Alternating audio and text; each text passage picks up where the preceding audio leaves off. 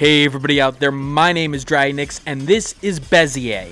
A Bezier is a parametric curve frequently used in computer graphics and related fields. But in this case, we're talking about a shoot 'em up.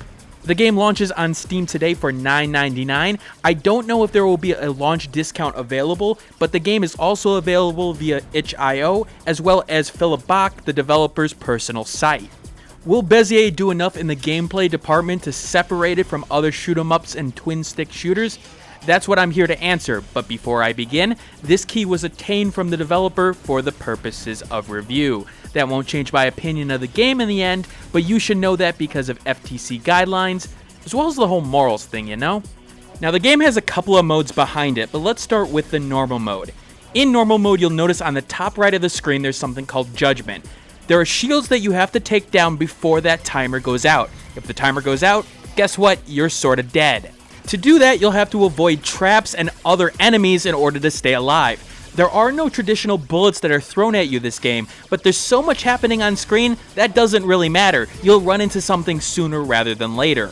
Now you have a primary weapon in your laser barrage, and this is a little bit different from other games in the genre in terms of its implementation. Now if you're using a controller, you aim with the right control stick and you fire in that direction that you're pointing. But you'll also notice that you fire in the back direction of your ship as well. And off the bat, I like this subtle change. The fact is that most enemies in this game will only damage you if they touch you, and so crowd control mechanics are rather important in this game. The fact that you're able to fire behind you means that you can be more aggressive, but you have to be a little bit conservative when you're going into huge enemies that are able to take a lot of damage. Those back bullets are not going to save you in that case.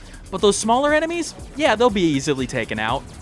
There's one other way to fire your primary weapon, and that's through the auto fire feature.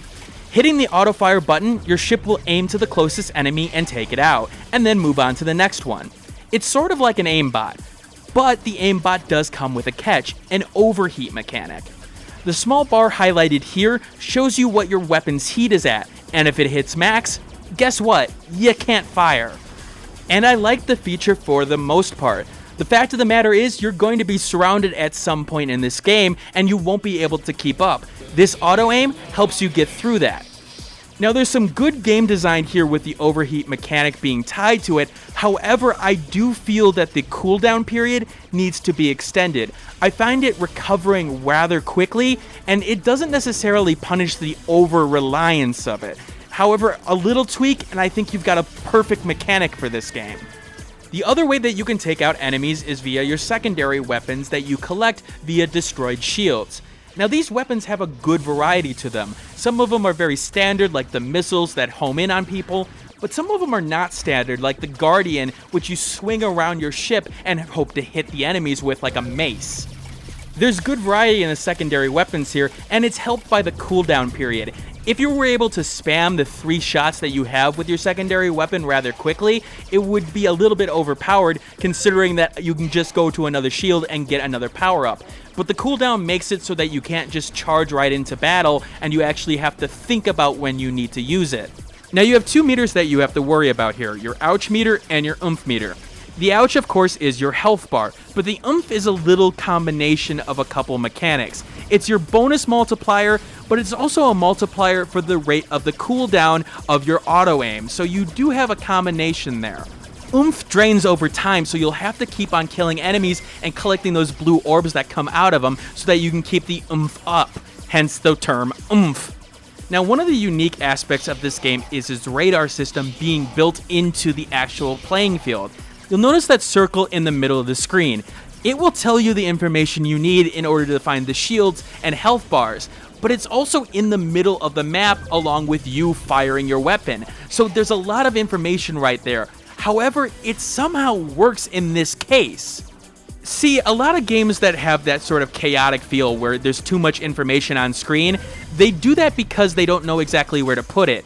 But it seems like Philip embraced the fact that the information was in the action there and you actually had to decipher it or get rid of the enemies so that you could see it. Now, if you look closely, you can still see that information that you need, but I like the fact that he had a little bit of a twist on the normal formula here.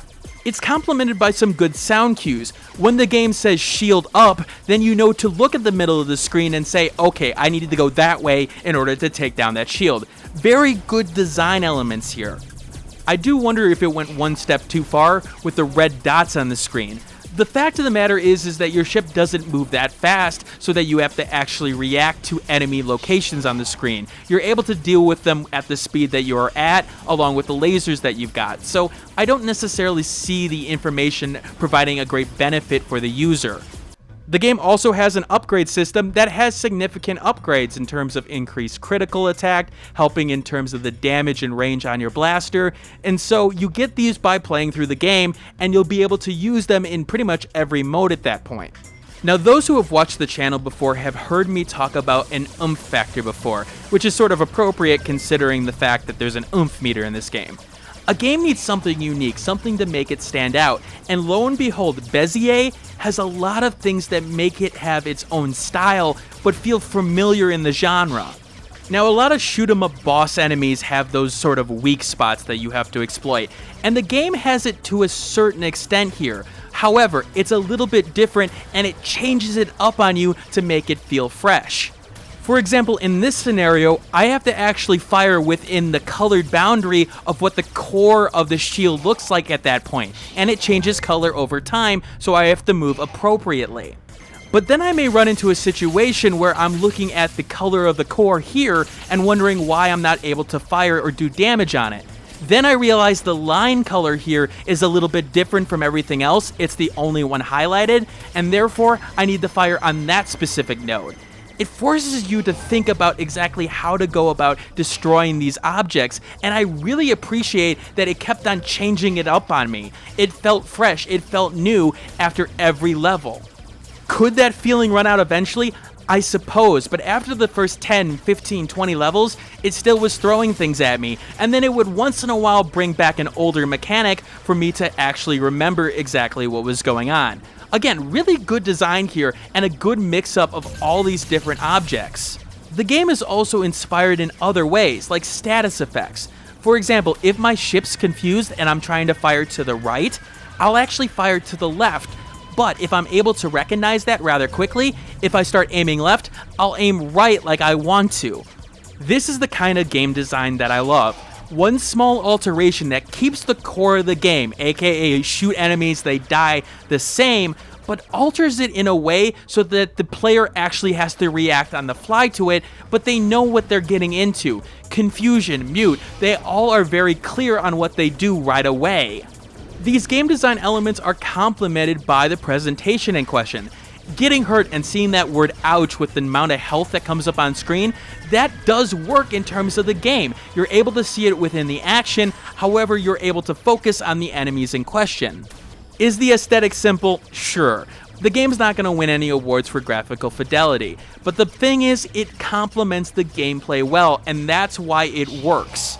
I'm able to see everything on screen, and even when things get chaotic and you have this sort of mesh of neon colors all over the place, but I'm able to still process the information I need in order to know what enemy to take on next. And the fact is, I have my auto aim still. And that's the biggest point I want to make. The auto aim, the aesthetic, the sound design, the level design, the game design, they all come together in one unique package. I mean, there's not a lot of bad things that I have to say about this game.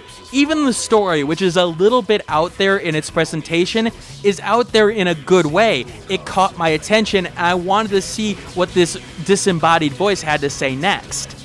No performance problems in the first 4 hours, at least within combat. There was one strange thing that happened in the main menu where the game would sort of reflect a screen of itself within a small box on the screen. But I think that may be purposeful. It seems purposeful, and alt-tabbing in and out seems to fix it, so I'm not exactly sure what's going on there, but it doesn't affect the actual gameplay.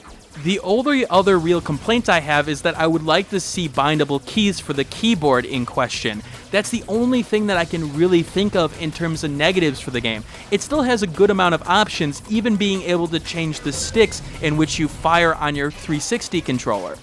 The 3 difficulty settings feel unique and feel like a challenge at the hardest while being a little bit lenient for the easiest. Honestly guys, this is worth a purchase if you like shoot 'em ups, twin stick shooters, or anything of that sort, and it feels so unique that it's not just another game in the genre. If I haven't hinted it by now, this gets a strong recommendation for me in the end, and even if you don't like the genres in question, it may be worth a look at even from a game design standpoint. A lot of game designers could learn a lot from this game. Anyway, this is Dry Nick signing out, but before I go, I want to wish my sister a happy birthday and hope she gets everything that she wants and doesn't torture me too much today. Alright, I'll see you all later. Hey everybody, thanks for watching. If you like this content, hit that like button and share the video with a friend. And if you want to see more content like this, hit that subscribe button. The last video I did is in the top left, and a related video to this is in the top right. My Twitter handle, Google+, and Facebook groups are in the description below, along with the Steam review that accompanies this review. And if you want to support the channel financially, there is a Patreon link on the screen. Thanks for watching, and keep on gaming.